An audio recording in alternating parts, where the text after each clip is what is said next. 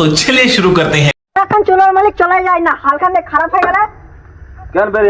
यार बाप তুই বের কেন ছিলিয়াটার উপরে রাখে যে একটা জাবান ছিলিয়া আছে ইতি অতি দেখবি তুই খালি কাম কাম করবে পিছা পড়ছিস কু তুই না উস্তালি দিবাসি না মোর গারখান ফাড়ে চার হয়ে যা यार बाप কেন বের কারখান দেখে তোর তো বের কারখান পুনিয়ার সঙ্গে লাগিয়ে আছে হ্যাঁ তুই মোর গারখান দেখি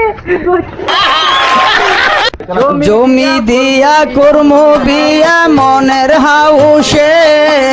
পারা বসে সব আগে বাপু ও বাবু করি রে বেটা মোর না গারখান ফাড়ে চার গানা আর তুই কোন পেয়াত পড়ে গেলি রে জমি দিয়া কর্ম বিয়া করি রে বাবু কেন লাগাই বলে হালখান কি হলে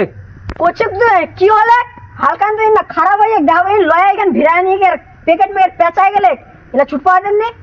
বাপু রায় কেন যে খালি গে তুই তো পালা শিখে না ভুটিয়া খালি টাকা পা ও ভুটিয়া গেল টাকা বের দিলগির কে তোক যাওয়া বলে তোক দিতে বেলে